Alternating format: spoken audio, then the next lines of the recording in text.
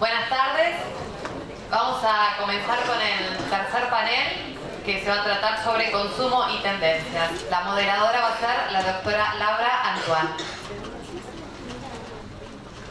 Hola, le damos la bienvenida a todos a este tercer panel del día, consumo y tendencias. Van a hablar ahora las dos primeras expositoras, la Laura Giosa y la doctora Sandra.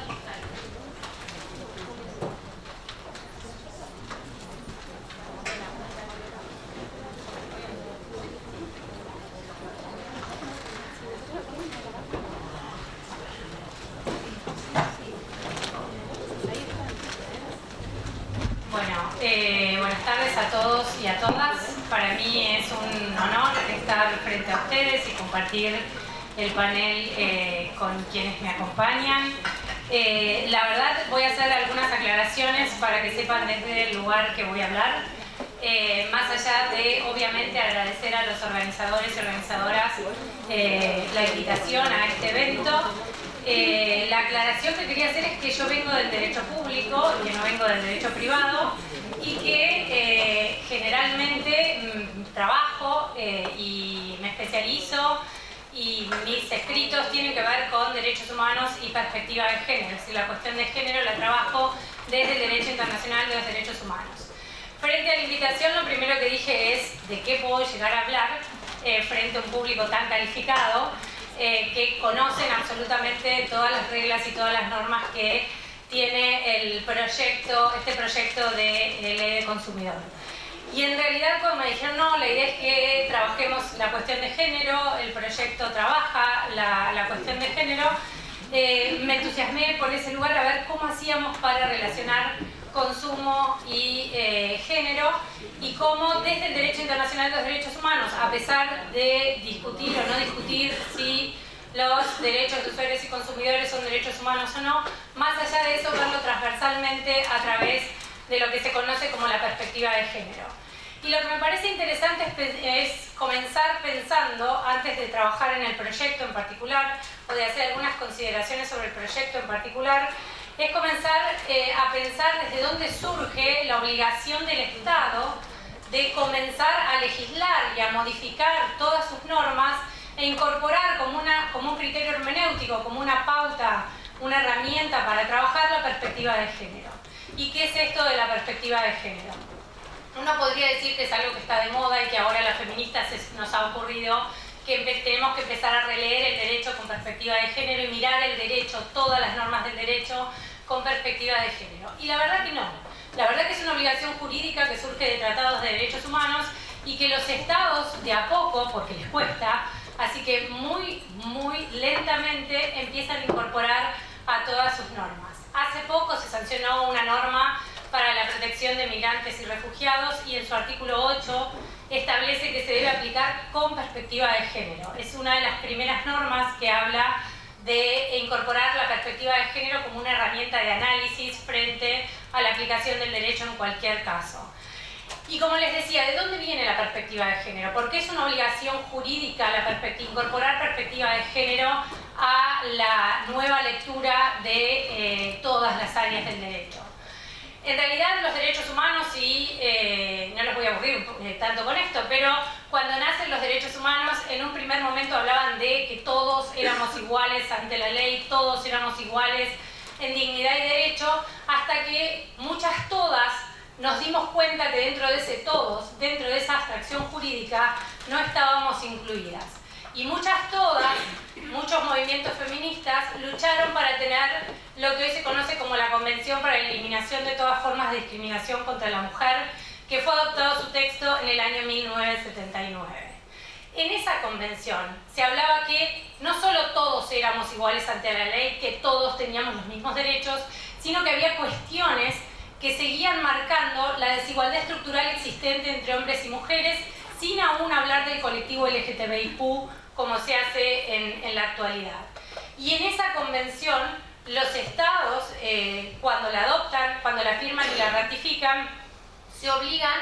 a eliminar toda forma de discriminación contra la mujer en todas las áreas, desde la jurídica, la económica, lo social, es decir, no debería haber o tolerarse ninguna forma de discriminación. En esta convención, más allá de que su artículo 1 define precisamente qué es la discriminación contra la mujer, en esta convención nosotras nos vimos reflejadas, pero eso no fue todo. Es decir, el hecho también de tener una convención no implicó que cambió el análisis del derecho, no implicó que se incorporó la perspectiva de género, ni mucho menos aún que dejamos de ser discriminadas. Y mucho tiempo después, en el ámbito interamericano, nos tuvimos que dar una convención no solo para eliminar la discriminación, sino todas las formas de violencia contra la mujer, incluida la violencia psicológica, la violencia verbal, la violencia física, la violencia sexual, la violencia económica, cualquier clase de violencia de las que hoy están consagradas en las leyes internas. Dicho todo esto, es decir, tenemos normas jurídicas, derecho duro, que establece esta idea de igualdad entre el hombre y la mujer, esta idea de empezar a trabajar con perspectiva de género. En el año 1995, la Cuarta Conferencia de Naciones Unidas para la Mujer, que se realizó en Beijing, los estados tuvieron que volver a reconocer que los derechos humanos de las mujeres eran derechos humanos, ¿sí? Dice textualmente la declaración que los derechos humanos de las mujeres son derechos humanos y que son universales, inalienables, interdependientes, indivisibles y que deben cumplirse de la misma manera o garantizarse de la misma manera que se garantizan los derechos humanos de los hombres. En esa declaración, justamente en esa declaración, en esa conferencia de Beijing, se obligan los estados a incorporar la perspectiva de género como una herramienta para visibilizar, para detectar, visibilizar y corregir toda la utilización de estereotipos o roles de género en cualquier norma en el derecho interno. Entonces, desde ese momento, y estoy hablando del siglo pasado, me encanta decirlo así para que parezca que fue hace 200 años, pero fue hace muy poco, en ese momento la perspectiva de género ya no es un capricho de las mujeres, ya no es una cuestión de si queremos o no queremos, si queremos que la desigualdad estructural entre hombres y mujeres termine, sino que pasa a ser una obligación jurídica que surge del soft law, que surge de los tratados de derechos humanos, como es la Convención para la Eliminación de todas formas de discriminación contra la mujer. A su vez, en esa convención, en la convención en CEDAW, se habla en el artículo 5 de que los estados deben tomar todas las medidas apropiadas para modificar los patrones socioculturales basados en la idea de inferioridad o superioridad de sexos o en funciones o estereotipos o roles predeterminados. Esta idea, la idea de que debemos tomar medidas, implica que tenemos que tomar medidas de cualquier índole, de carácter legislativo, de carácter reglamentario, puede ser a través de una sentencia, es decir, cuando las sentencias empiezan a hablar antes de la ley, cuando la ley no refleja la realidad, no refleja esta desigualdad estructural, generalmente a través de la jurisprudencia empezamos a receptar la perspectiva de género, en este caso en materia de consumo, sin que antes esté incluida en la ley. Entonces, tenemos una herramienta valiosa de análisis, una herramienta, un criterio hermenéutico que conforma una matriz para determinar las desigualdades estructurales y cuándo se utilizan roles o estereotipos de género, no solamente respecto de la mujer, sino también ahora del colectivo LGTBIQ. A partir de esto, es decir, lo que han hecho los estados es empezar a modificar y adaptar sus normas con perspectiva de género. El proyecto tiene dentro de su fundamentación y dentro también de su articulado cuestiones que hacen a la adaptación o la incorporación de la perspectiva de género. La otra cuestión que tenemos que tener en claro es de qué hablamos cuando hablamos de género, de qué hablamos cuando hablamos con perspectiva de género. Género es lo mismo que sexo, género es lo mismo que identidad de género, género es lo mismo que expresión de género, género es lo mismo que orientación sexual. No, ¿sí? Cada una de estas palabras que utilicé tiene un significado específico y de alguna manera lo que hacen es determinar cuál es o qué estamos hablando o a qué nos estamos refiriendo cada vez que las utilizamos. Y una cuestión que me pareció, es decir, lo que más rescato del proyecto, sin perjuicio, insisto, vengo del derecho público, trabajo en derechos humanos y perdonen cualquier imprecisión respecto del proyecto. Pero lo que más rescato es que en sus fundamentos habla de la necesidad, cuando habla de la sistematización, de que existe una sistematización en concordancia con lo que dice la Constitución y los tratados de derechos humanos, y a su vez incorpora que se debe empezar a trabajar o incorporar la perspectiva e identidad, es decir, proyectar la perspectiva de identidad y género. Yo me permito, con todo el respeto que me merecen los autores y las autoras del proyecto, hacerme alguna serie de consideraciones, sobre todo con respecto a la terminología. Cuando hablamos de perspectiva de género, estamos hablando de esta herramienta construida desde el soft law, del derecho internacional, y generalmente cuando hablamos de perspectiva de género, lo que vamos a identificar son los roles o los estereotipos, ¿sí?, que hacen al género, a la identidad de género, a la orientación sexual, ¿sí?, a la expresión de género, y no es necesario, me parece, en ese contexto hablar de perspectiva de identidad y género. Es perspectiva de género que engloba cómo vamos a empezar a analizar ahora las relaciones de consumo, cómo se van a empezar a analizar desde la aplicación de la propia norma hasta desde la jurisprudencia que va a generar el no respeto de esta nueva ley de protección del consumo. La idea entonces me parece que sería hablar de perspectiva de género como una cuestión más general. Y en varias oportunidades, es decir, puse el buscador y creo que hay 8 o 9, en 8 o 9 artículos se habla de género, identidad de género, orientación sexual, sexo, y hay veces no sé, o al menos parecería, o yo no encontré en la fundamentación de motivos el por qué se hace esa distinción en cada una de las oportunidades, y tal vez ustedes tengan las respuestas que yo no tengo. Si aplicamos la perspectiva de género y pensamos en trabajar con perspectiva de género, lo que nos va a pasar es que nos vamos a encontrar, a medida que avanzamos con el proyecto, con distintas cuestiones. Uno hace dentro del sistema de protección, en el título 1, habla de colectivos hipervulnerables. Las mujeres estaríamos dentro de un colectivo hipervulnerable, vulnerable solo, desigualado estructuralmente. ¿Quién sería un colectivo hipervulnerable? Un transgénero sería un colectivo hipervulnerable. Se pensó en las distintas identidades de género. Un no binario sería un colectivo hipervulnerable. ¿Entraría dentro del colectivo hipervulnerable las nuevas identidades? Digo, son todas preguntas que me surgieron y que me parece que está bueno compartir desde alguien que no viene, insisto, del derecho del consumo. ¿A qué hacemos referencia o a quiénes estamos incluyendo? ¿Estamos incluyendo las nuevas identidades dentro de los colectivos hipervulnerables o no? Después hay en la sección 2, en el artículo 5, se habla del principio antidiscriminativo o antidiscriminatorio, y dice que las situaciones que no se van a permitir, las situaciones discriminatorias fundadas en razones de identidad, de género, raza, etc. ¿Identidad de género o identidad a secas? Identidad de género sin la coma, género, sexo, orientación sexual. ¿De qué estamos hablando cuando hablamos de identidad? La identidad de una persona sería la identidad. La identidad de género es otra cosa. Entonces es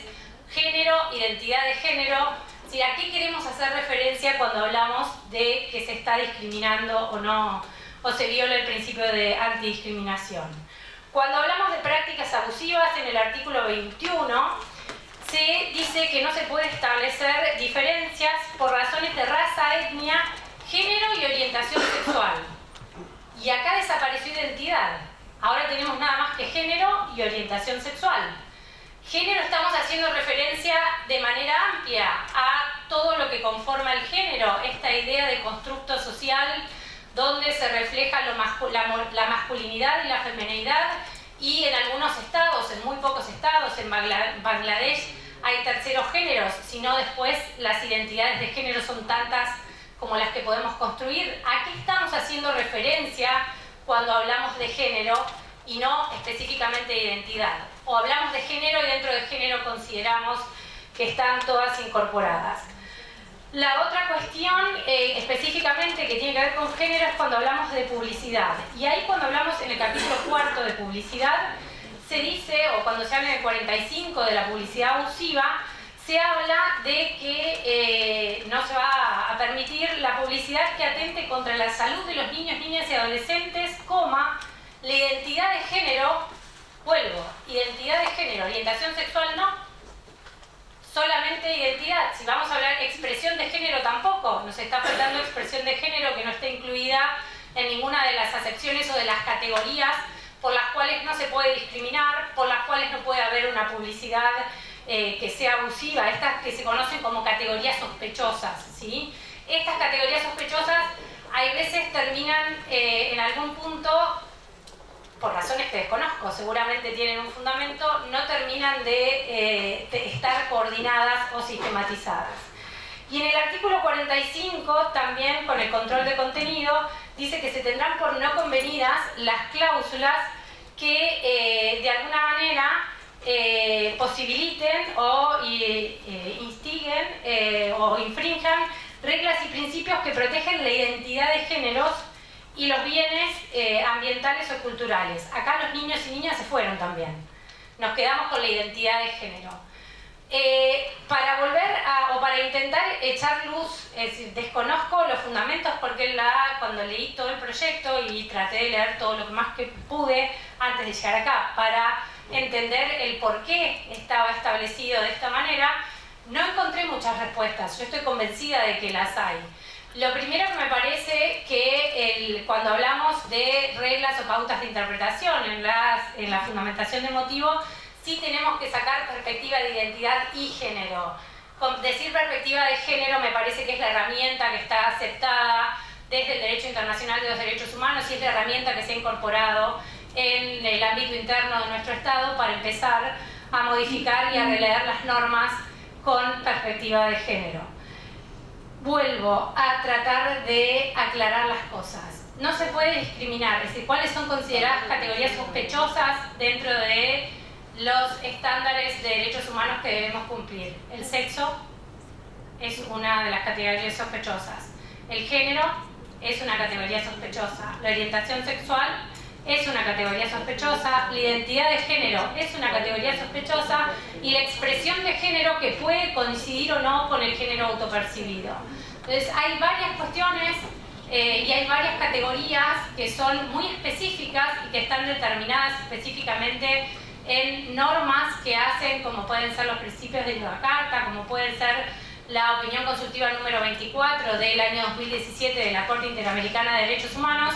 donde estas categorías están expresamente definidas y cuál es el alcance que tiene cada una de ellas. ¿Qué es lo que hay que celebrar? Que estamos discutiendo una norma, una modificación de una norma y que nos hemos comprometido, o que todos estamos comprometidos, a incluir como una de las herramientas de discusión la perspectiva de género. Yo creo que no se puede legislar, es decir, si queremos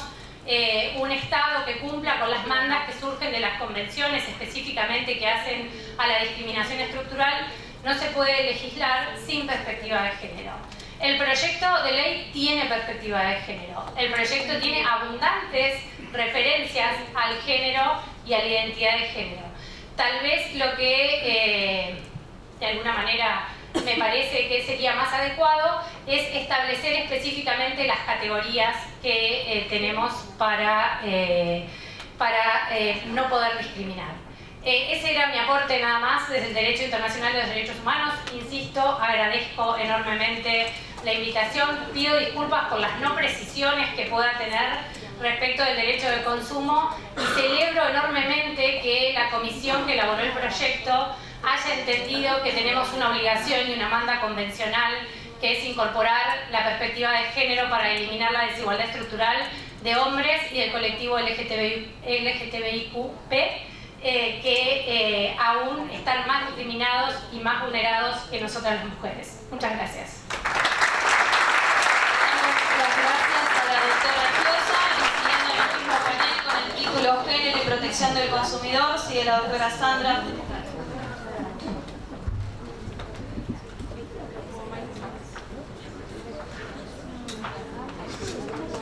Buenas tardes. Bueno, ante todo quiero agradecer a las autoridades del colegio en la persona del doctor Fulvio Santarelli por estas extraordinarias jornadas, congreso, en realidad nuestro 21º congreso del Instituto Argentino de Derecho del Consumidor que nos han recibido en esta casa. Y bueno, por supuesto a todos los colegas presentes en esta actividad y que han venido a compartirla. Bueno, con la doctora Giosa habíamos acordado que, siendo ella la especialista en derechos humanos, iba a abordar la parte convencional y constitucional como lo hizo, y me allanó a mí el camino y me dejó también algunas dudas ahora respecto del modo en que tenemos, tal vez desde el derecho privado, de pensar estas cuestiones, pero que sin dudas nos atraviesan. Y por la transversalidad y por ser esto, como ella dijo en reiteradas ocasiones, una nueva herramienta de análisis en el marco de la teoría jurídica, no puede sorprendernos que también esto sea algo que ha ingresado en la agenda del derecho del consumidor, que tal vez debió ingresar mucho antes. Cuando elaboraba esta comunicación, me voy a permitir leer algunas cosas como para ir más rápido. Encontré que si recurrimos al campo de algunos estudios sociológicos, incluso de la sociología clásica, ya en ese ámbito se muestra cómo el rol de la mujer ha estado siempre asociado al consumo y el del varón a la producción. Se pone de relieve también, tanto desde posiciones sociales dominantes como desde los grupos más necesitados que acceden al consumo de bienes, aunque sean alimentarios, cómo el mundo de la compra y del consumo se ligaba a la mujer y a la femineidad, una femineidad que además desde el consumo trata de huir y negar cualquier relación con el trabajo, la responsabilidad, la organización, la eficiencia y la racionalidad, que estas dos últimas eran más propias del ámbito laboral y productivo propio del mundo masculino. O sea, eso que les estoy describiendo son enfoques y análisis que hacen los sociólogos desde hace largas décadas. Incluso algunos más actualmente señalan como también con la aparición del consumo de masas ha desaparecido o se ha deteriorado ese modelo, ese estereotipo de la ama de casa gestora, preocupada por el presupuesto del hogar y por ser la que se ocupe de gestionar los distintos ámbitos domésticos, y se lo ha sustituido por el de consumidora, incluso consumidora de bienes que ahora se asocian a un bienestar en el quehacer doméstico. O sea, pero siempre mostrando claramente esos estereotipos. Si aceptamos entonces, desde esa descripción sociológica, que el campo del consumo va a ser uno de los ámbitos que, lejos de ser igualitarios, viene a establecer y a reproducir las desigualdades de género y sexualidades, entonces se coincidirá en la necesidad de que desde el derecho del consumidor se promuevan y fomenten políticas públicas, en primer lugar, orientadas a superar los estereotipos vigentes, a fin de avanzar hacia una construcción real de oportunidades y de igualdad de trato, y a combatir también con herramientas eficaces la discriminación por razón de género. Podríamos interrogarnos entonces si existen en nuestro sistema normativo hoy vigente. Laura hablaba del proyecto de reformas al que después también me referiré como para reseñar algunas de las cosas que ella ya hizo, pero ¿qué herramientas tenemos hoy en el derecho vigente para poder combatir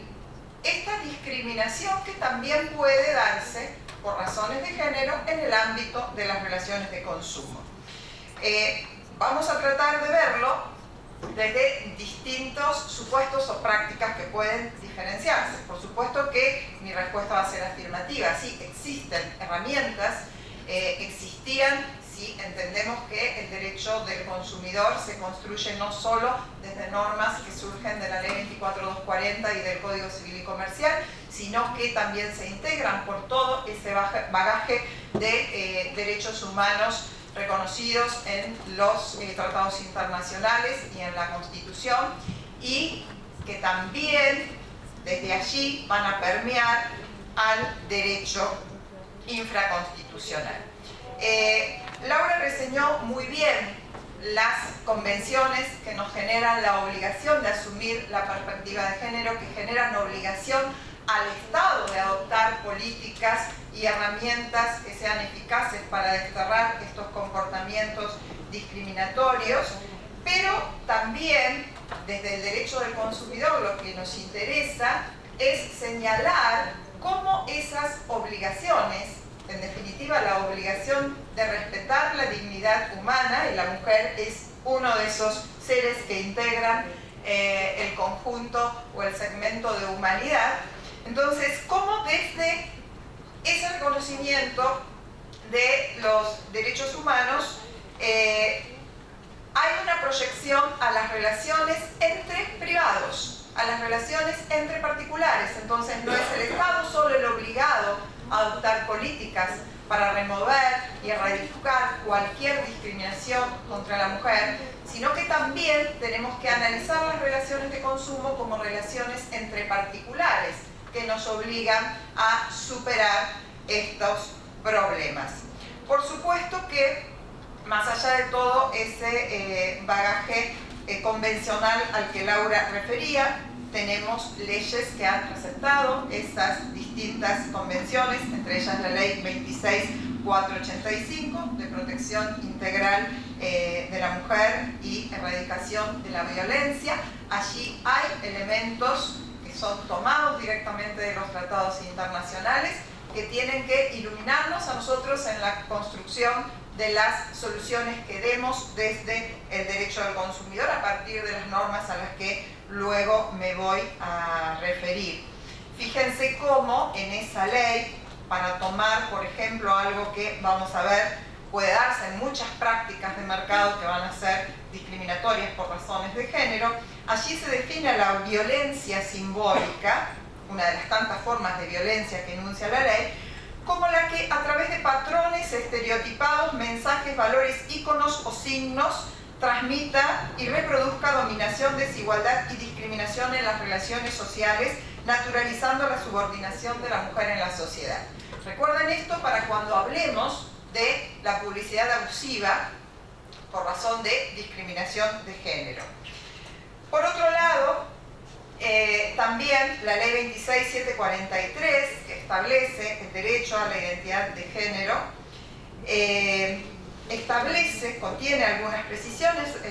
y prescripciones, en cuanto a garantizar, asegurar el trato digno, no podría ser de otra manera, el derecho al libre desarrollo personal, a no sufrir discriminación por orientación sexual. O sea, aquí está contenida directamente esa categoría sospechosa que vos decías, y esto es una norma que debemos integrar en la interpretación también de las normas que rigen las relaciones de consumo. O sea que, aunque no lo tuviéramos descrito hoy, aunque el proyecto entrara en vigencia con la redacción que tiene, si nosotros recurrimos a este otro universo de normas que se integran en el ámbito de las relaciones de consumo, sin duda que vamos a poder construir las respuestas a muchas de tus preguntas, sin perjuicio de que el proyecto, si necesita mejorarse, los autores están aquí dispuestos siempre a mejorarlos en este sentido.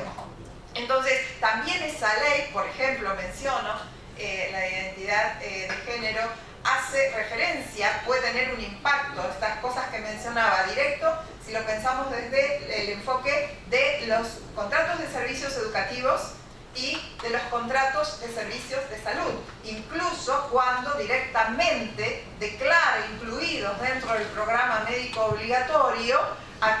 todo tipo de tratamiento médico o intervenciones quirúrgicas que puedan ser necesarias o requerir la persona para adecuar su sexo biológico a su género percibido. Entonces, vemos cómo hay un impacto directo desde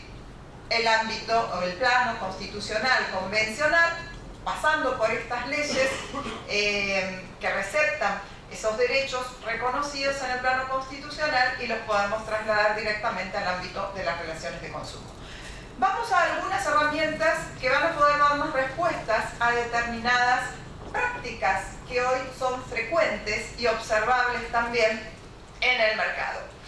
Por un lado tenemos nosotros en la ley 24240 y más claramente con un perfil mucho más principista en el Código Civil y Comercial, regulada el derecho, si queremos, del consumidor a recibir un trato digno y equitativo y no discriminatorio, artículo 42 de la Constitución Nacional, y el deber, que regula ¿sí?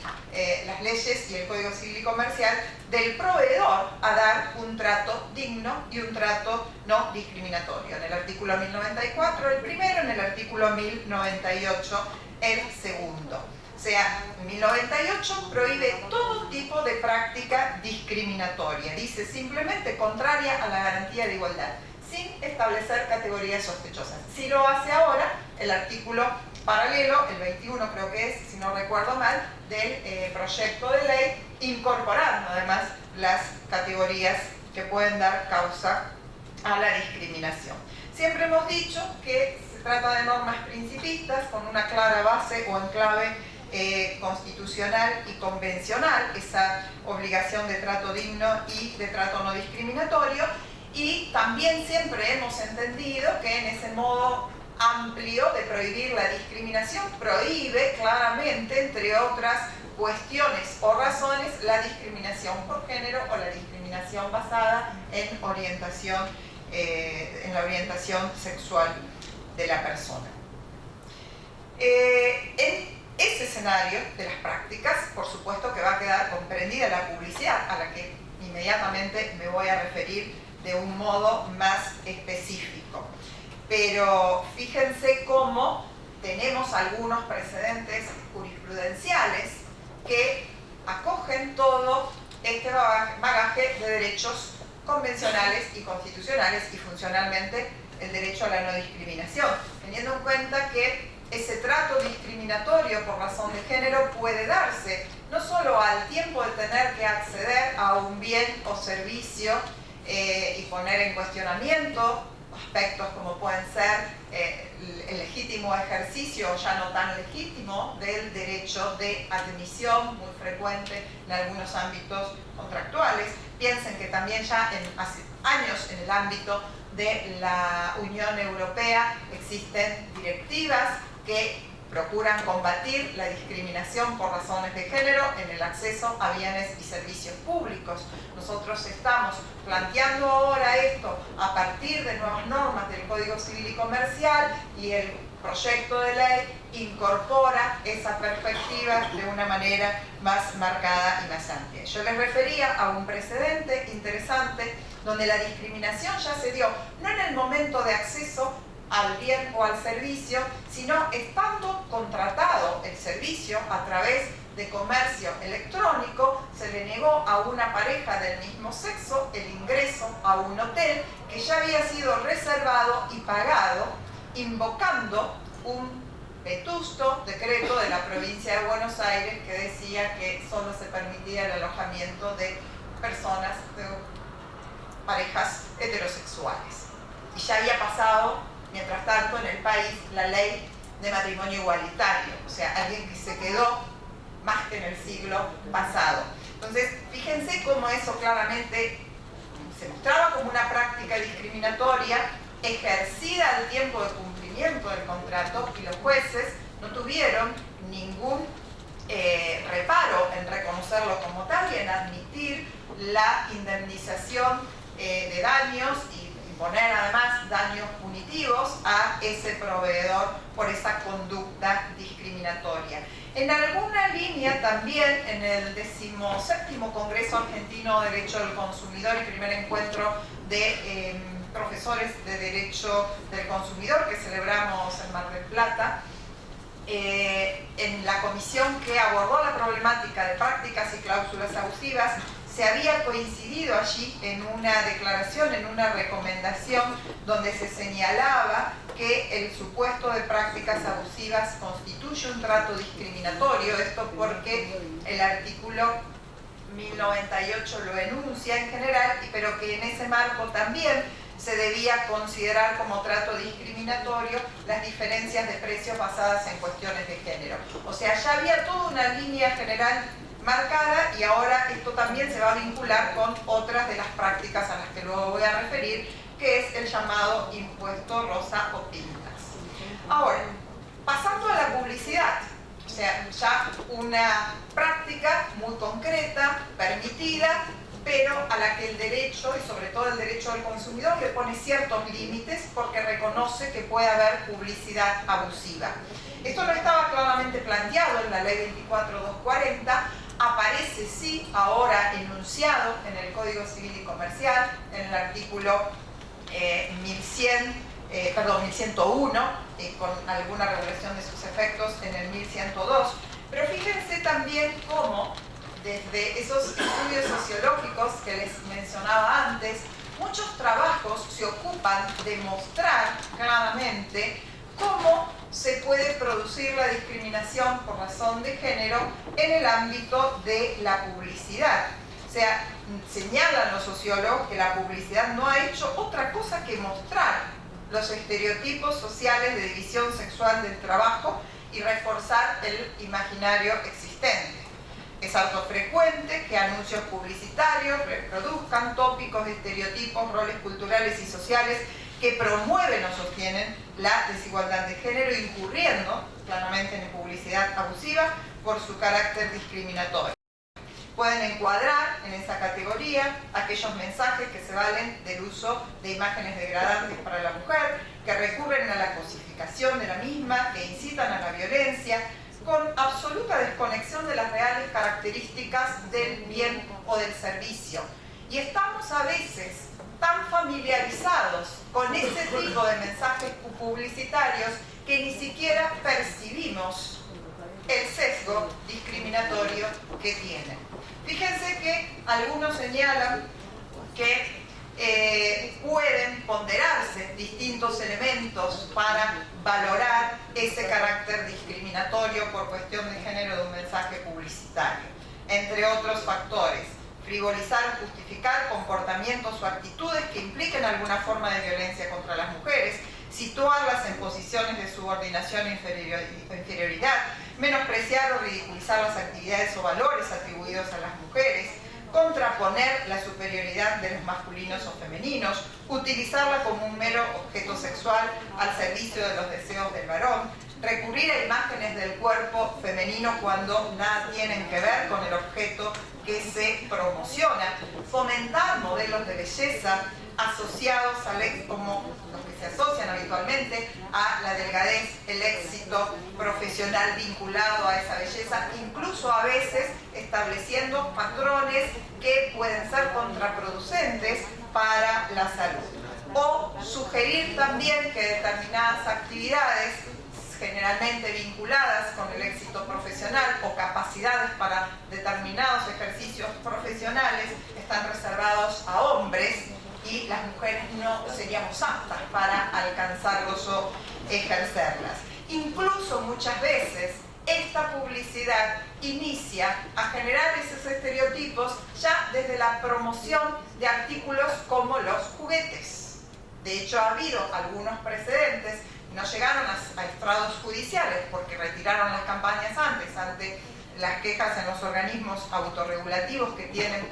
en el sector publicitario. El año pasado un caso muy conocido fue el de la publicidad que Carrefour había lanzado para el Día del Niño, mostrando productos o juguetes tipificados o calificados como para nenes que se vendían bajo el mensaje A con C de campeón o con C de cocinera.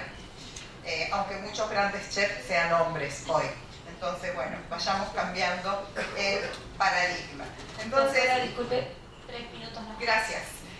Ya termino. Para referirme a la otra práctica, el impuesto rosa. Pareciera que aquí esa práctica no nos llega. ¿Qué se llama impuesto rosa? Bueno, a ese sobreprecio que habitualmente pagamos las mujeres en productos que se ofrecen en dos versiones, la femenina y la masculina. Y aunque tengan la misma funcionalidad y la misma calidad, las mujeres pagamos más. Tal vez a veces la diferencia es menor y otras veces no es tan menor. Entonces, esto constituye desde esas perspectivas del régimen del Código Civil y Comercial una práctica inequitativa y una práctica discriminatoria. Tanto interesa el tema que, armando esta comunicación, me encontré que había ingresado en Cámara de Diputados un proyecto de ley que pretende establecer un programa de precios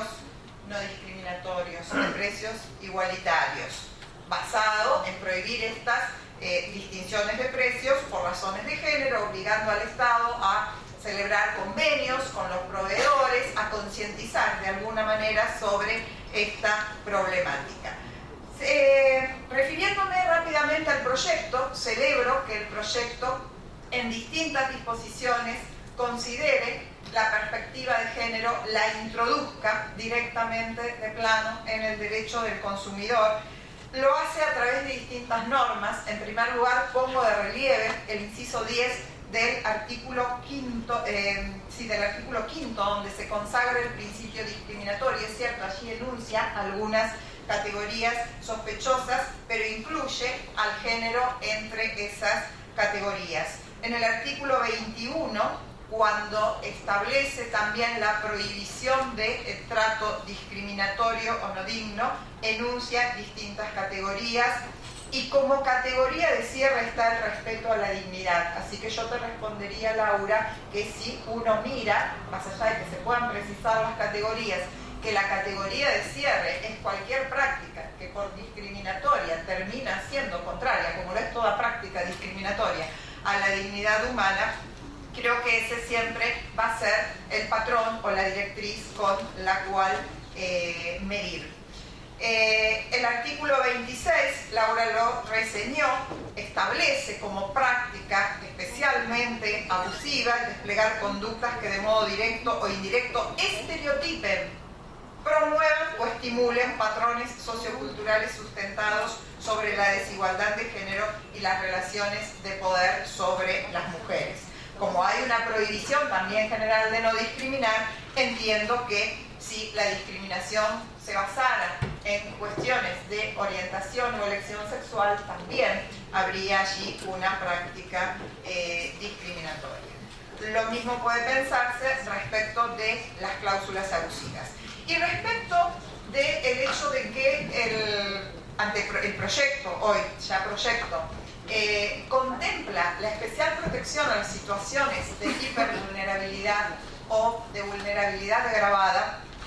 el concepto no es preciso y no se maneja con categorías cerradas. El proyecto lo que ha intentado es describir algunas de las categorías que pueden dar lugar a una situación de vulnerabilidad agravada. Niños, niñas, adolescentes, ancianos, analfabetos, el turista en determinadas condiciones, el extranjero en ciertas condiciones también lo es. O sea, no es una categoría cerrada. Particularmente, no considero que la mujer solo por ser mujer sea o deba ser tratada como un consumidor hipervulnerable, porque es un consumidor más, protegida como consumidor por el principio protectorio. Luego, si sucede que además de mujer se superpone alguna de las situaciones o circunstancias que nos llevan a hablar de vulnerabilidad agravada, como puede ser la discapacidad, una situación de pobreza, ancianidad, etcétera, lo que fuera, nos situará ante una mujer hipervulnerable. Pero si bien hay prácticas que son abusivas, lo van a hacer por la cuestión de género, pero no porque se esté ante una mujer. O sea, no considero, y en esto tengo diferencias con más de uno que a veces ha abordado el tema o que incluso insinúa proteger a la mujer frente a la discriminación o a la publicidad abusiva como un hipervulnerable. No, no lo es. La publicidad es abusiva en sí misma porque discrimina y porque no respeta la dignidad, pero no porque la mujer sea un consumidor hipervulnerable. Por supuesto, es mi humilde opinión y sé que hay personas que con mucho respeto opinan de otro modo y lo respeto, pero no me incluyo en ese colectivo de hipervulnerables. Lo haré cuando sea muy vieja o por otras razones. Muchas gracias.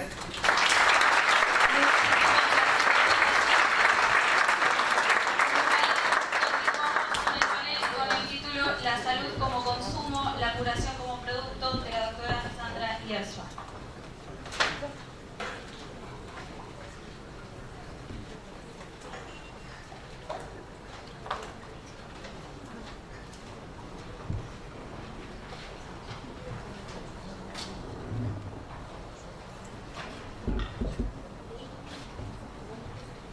Buenas tardes, muchas gracias por la invitación al colegio, por las hermosas actividades que organiza y tan intensas a lo largo de este año, por ejemplo, y gracias a toda la audiencia. Una especie de consentimiento informado siguiendo la presentación anterior de Laura. Yo soy una persona que viene del derecho de la salud, de la responsabilidad civil y de los seguros, así que también podrá haber ciertas faltas de precisión con relación a los conceptos, pero bueno, esta mirada plural y proveniente de distintas áreas del saber creo que enriquece esta jornada. Dentro de la normativa fundamental, evidentemente esta protección a los consumidores dirigida específicamente a lo que tiene que ver con la salud, evidentemente marca el lugar que la disciplina que va a ser objeto de esta corta presentación tiene en la materia. Es decir, desde el año 94, por lo menos de manera explícita en nuestra norma fundamental, nosotros tenemos una protección específica de los consumidores referida específicamente a la salud. Y esta normativa fue acompañada por normas de los tratados y convenciones internacionales que ya han entrado en nuestro imaginario con una importancia cabal, sustancial. Por ejemplo, este derecho al disfrute del más alto nivel posible de salud física y mental, que no solo está en el Pacto Internacional de Derechos Sociales y Económicos y Culturales, sino también la Convención de los Derechos del Niño, ya es una muletilla en nuestras mentes y seguramente en las sentencias de los tribunales, que se usa de una manera que tal vez mi tesis, repetida a lo largo de los años, es que termina siendo antisistémica. Y voy a referirme un poquito a este tema y por qué. Como puntapié para esta presentación, este PowerPoint está viéndose parcialmente y tal vez algunas referencias interesantes no están, pero fue inspirador para mí un trabajo de Sandra Frustagli y de Carlos Hernández en este cruce que hacen entre los derechos humanos, las relaciones de consumo, en la actualidad, porque tienen un sentido muy interesante y pleno para lo que tiene que ver con salud. Esta cuestión de que los derechos humanos pasaron de un ámbito estrictamente patrimonial para, digamos, tener incidencia en lo extrapatrimonial, y del ámbito de las relaciones de los particulares para tener justamente incidencia entre las relaciones o en las relaciones entre particulares y el Estado, tiene todo un sentido justamente en un ámbito del conocimiento, de los servicios, como son la salud, donde justamente, por ejemplo, todo lo que tiene que ver con prestaciones y efectivización de las prestaciones de servicios de salud de un lado y responsabilidades profesionales vinculadas a prestaciones de salud de otro, terminan teniendo un tratamiento muy parecido en nuestro país, trátese de relaciones entre particulares o entre particulares y el Estado. Concretamente me refiero a el pedido o la necesidad o los reclamos para obtener cobertura de prestaciones de salud contra el Estado o contra las obras sociales o contra las empresas de medicina prepaga, que más allá de algunos matices en esencia no presentan grandes distinciones, y lo mismo sucede en las responsabilidades profesionales que en la práctica o en la experiencia de otros países tal vez alguna de estas responsabilidades corre por el ámbito estricto del derecho administrativo con reglas específicas, y en nuestro medio, al menos desde la cultura esencial de lo que es la construcción de la responsabilidad profesional, no hay grandes variaciones según si se trata de una relación de derecho público o derecho privado con conceptos comunes para el tratamiento en uno y otro caso. En esto que nos está viendo en estas transparencias, un poco la idea es reflejar que lo que estamos viendo en materia de conexión de los derechos humanos, derecho de consumo y salud, hace en realidad un fenómeno global. Esto es un extracto de un trabajo de quien fuera el vicedecano de la Universidad de Pekín, que se llama Xue Jun, y que justamente describiendo este proceso que está haciendo este país, donde desde hace años se trabaja en la redacción de un código civil, donde el derecho del consumidor tiene una importancia muy relevante, un país que se califica o se autodenomina como propio de una, o proveniente de una, o desarrollador de una doctrina de mercado social, de mercado, y esto está en su constitución. Fíjense que se habla de la protección del consumidor como una herramienta importante de resguardo de la persona frente justamente a la potencia que tiene el mercado. Sí aparecen unos matices interesantes si los relacionamos con nuestra realidad. Fíjense esta idea de separar la situación de quienes ingresan ocasionalmente a una relación de consumo, de quienes permanecen en ella, y de quienes lucran con la relación de consumo y quienes no lo hacen, como aspectos fundamentales para el día de mañana pensar en normativas específicas relativas al consumo. Y algo que repito toda vez que tal vez ingreso en este tipo de presentaciones o comunicaciones o razonamientos en torno al derecho a la salud, y tiene todo un sentido en materia de consumo, es justamente qué entendemos por salud. Y si vemos nosotros una evolución de este concepto a lo largo del tiempo en nuestro país, pasamos en realidad de una idea fundamentalmente en algún punto individualista, o al menos la aplicación que se ha hecho en la Argentina de esta definición del concepto de salud de las Naciones Unidas, de la OMS, perdón, del año 46, donde se habla de un estado completo de bienestar físico, mental y social, y no solamente de la ausencia de afecciones y enfermedades. Este tipo de definiciones que nosotros seguimos repitiendo en el derecho, que seguimos leyendo en las sentencias de los tribunales, han sido muy criticadas por los expertos en salud, en bioética y por las modernas definiciones sobre salud. Porque el caso, por ejemplo, de Francisco Paco Maglio, que fue un gran infectólogo argentino, y luego a los años últimos de su vida un gran bioeticista, él habló justamente de una definición utópica, retórica y medicalizante. Aquí que hablamos de salud, de hipervulnerabilidad, seguramente pensamos en las personas enfermas, y me pregunto, ¿quién de aquí no está un poco enfermo? ¿Qué hay en esta definición donde se habla de la aspiración a un estado que prácticamente es imposible para el ser humano? Y hoy día justamente estamos ante definiciones que tienen una mirada sobre la salud un tanto más social, pensando en la solidaridad, pensando en que tal vez la distribución de recursos de salud no debiera ser pensada de manera individual, sino en la medida de las necesidades de una comunidad. Esta definición local, entonces, que incluye en el concepto a la solidaridad y al bien ser o bienestar como salud, se suman definiciones internacionales que incorporan a esta idea de estar sano factores no solo propios de la enfermedad en sentido tradicional, sino económicos, políticos y, digamos, justamente asociados a lo que se llama atención primaria de la salud, es decir, prevención de la enfermedad. La cuestión de la salud, el consumo, los derechos humanos, decía, no solo es global en este momento en términos jurídicos, sino que es global, si se quiere, en saberes que involucra. Hay una obra que me resultó muy significativa, que describe de manera graciosa, pero a su vez muy sentida, el fenómeno que vivimos en materia de salud, que es una obra del premio Nobel portugués José Saramago, donde justamente describiendo, y hace más de 2 décadas probablemente, el estado de la salud habla o la compara como una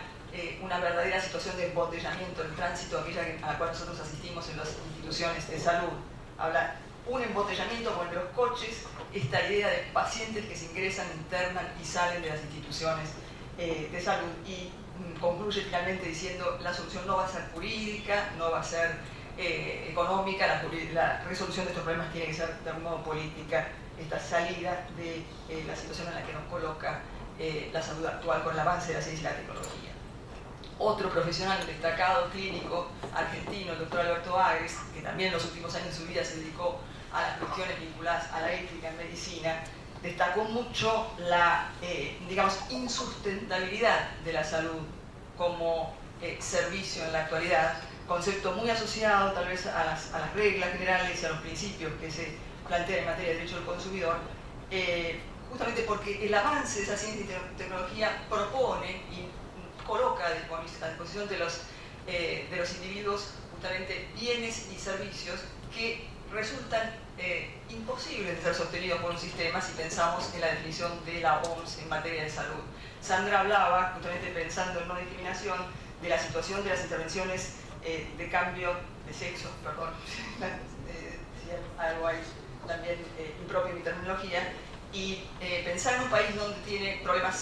problemas serios todavía de agua potable, de vivienda, en este momento de vacunas, en intervenciones de cambio de sexo o en muchas otras posibilidades interesantes que nos permiten justamente la base de la ciencia y la tecnología, es algo que nos lleva a esta famosa y en términos llanos teoría de la sábana corta, donde los estados siempre tienen que hacer decisiones para atender necesidades múltiples con recursos que son cada vez más escasos,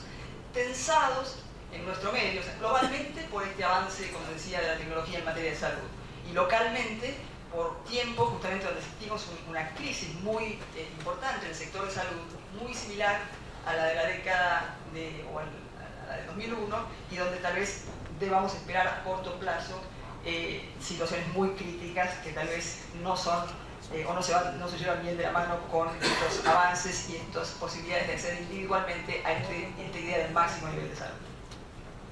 Algunos retratos del sistema de salud en Latinoamérica, con atención incluso en el piso, Bolivia,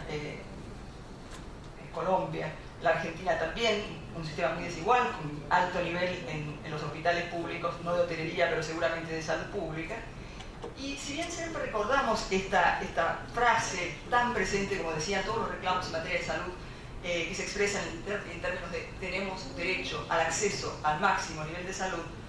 y a que este concepto de plan médico obligatorio se observa en las resoluciones de los tribunales como un piso y no un techo, incluso en la jurisprudencia de la Corte, lo cierto es que muchas veces dejamos de lado la observación 14 que hizo justamente el Comité Intérprete del Pacto de Derechos Económicos, Sociales y Culturales con respecto a ese concepto, y al cuyo respecto destaco dos aspectos. El primero es que un Estado no puede garantizar la protección contra todas las causas posibles de mala salud del ser humano, y el segundo, y más impactante en nuestro medio, es que debe prestarse también más atención a la atención primaria de la salud, a todo lo que tiene que ver con cuidados básicos, y que tal vez nosotros no estudiamos dentro del derecho a la salud, sino dentro de los servicios sociales y dentro del derecho público, y no atender a la atención de ciertos beneficios o ciertos medicamentos o dispositivos que de algún modo significan el acceso para ciertos sectores exclusivos de la población. Exclusivos en nuestro medio no necesariamente por poderío económico, sino también por acceso a la justicia y por la posibilidad de obtener este tipo de curaciones de alto costo por vía de amparos. Hablaba entonces de esta tensión siempre entre recursos escasos para la atención de necesidades múltiples, esta prolongación del tiempo de vida justamente por el avance de la ciencia, y en la Argentina, y como fenómeno propio también de muchos de los países de Latinoamérica, el ejercicio de las acciones en base a este criterio de posibilidad de acceso al máximo nivel de salud mediante acciones fundamentalmente individuales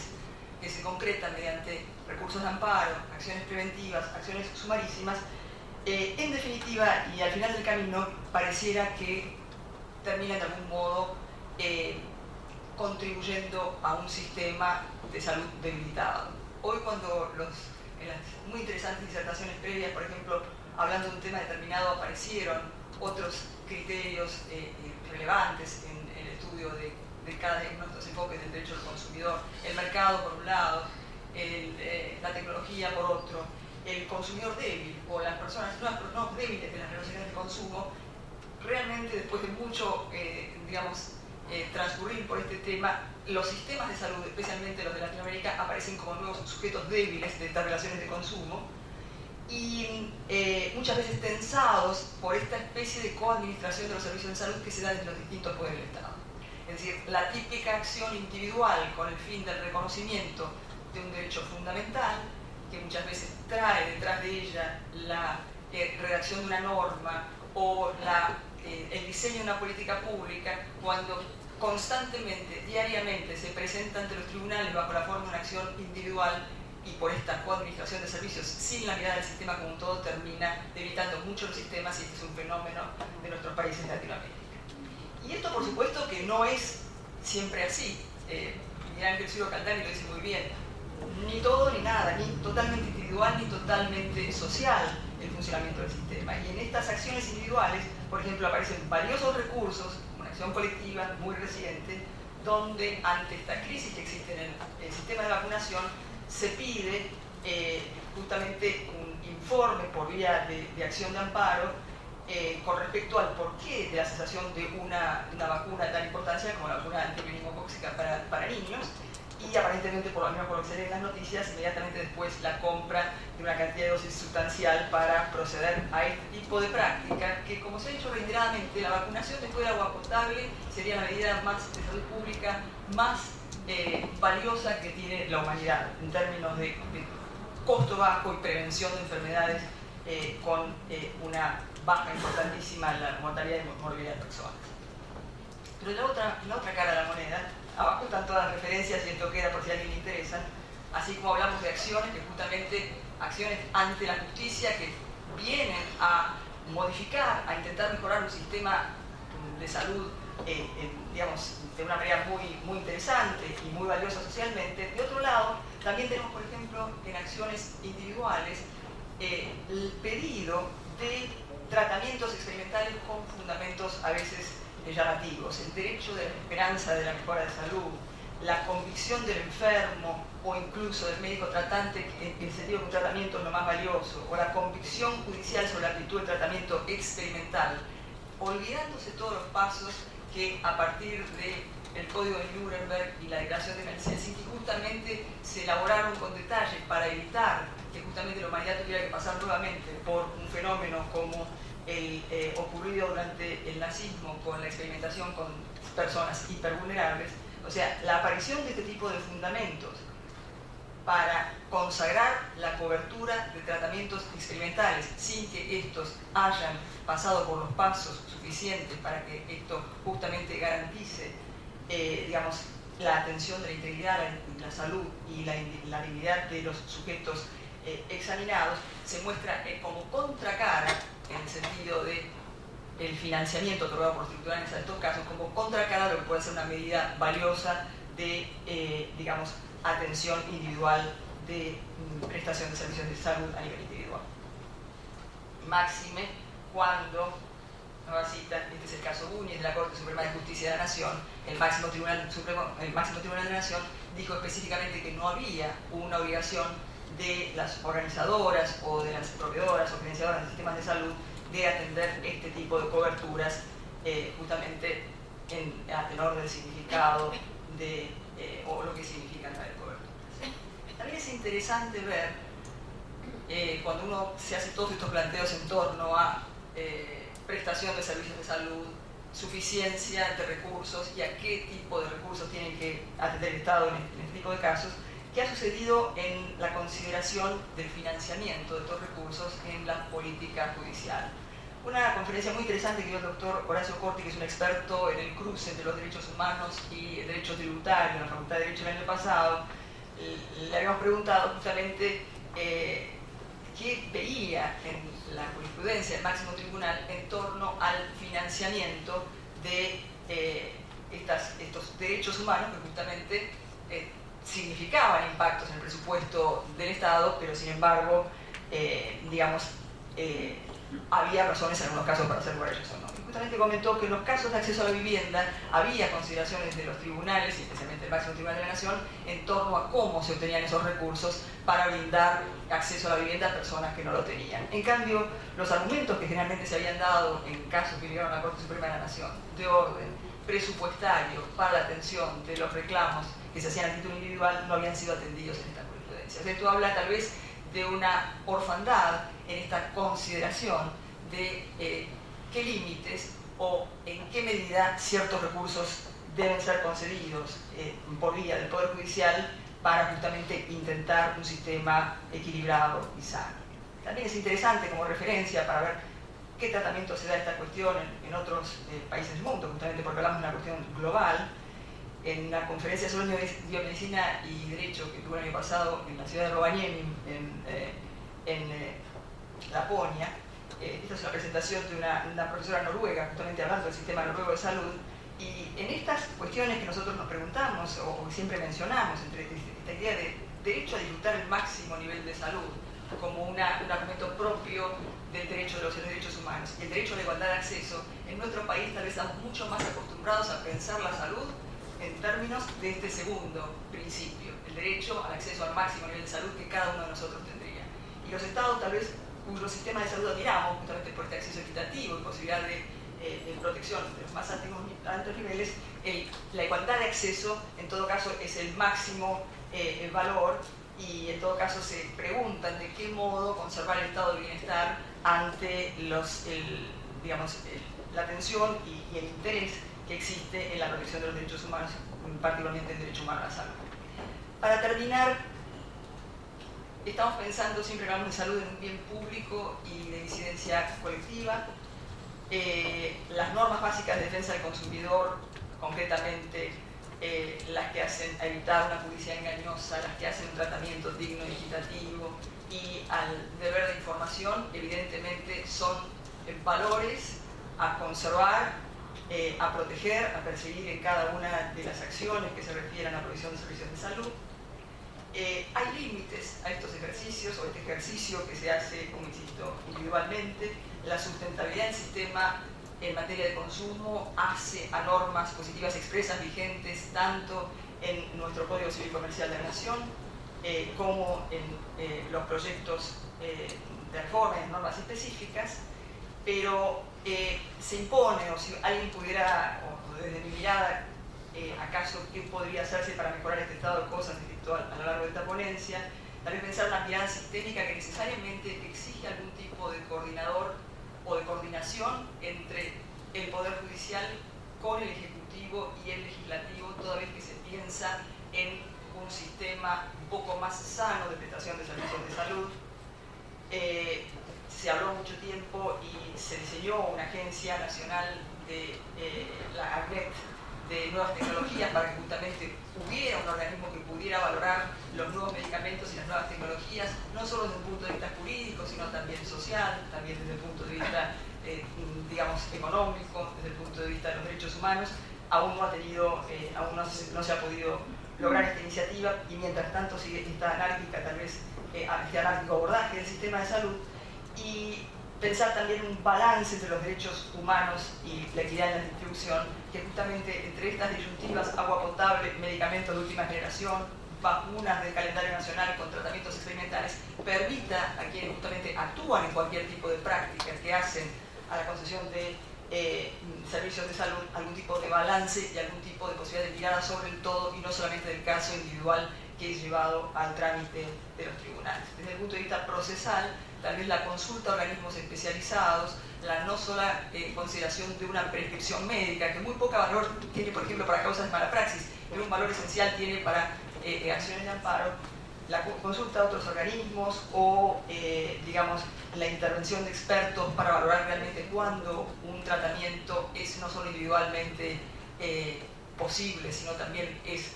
socialmente valioso, hacen tal vez a iniciativas de interés. Y muchas gracias.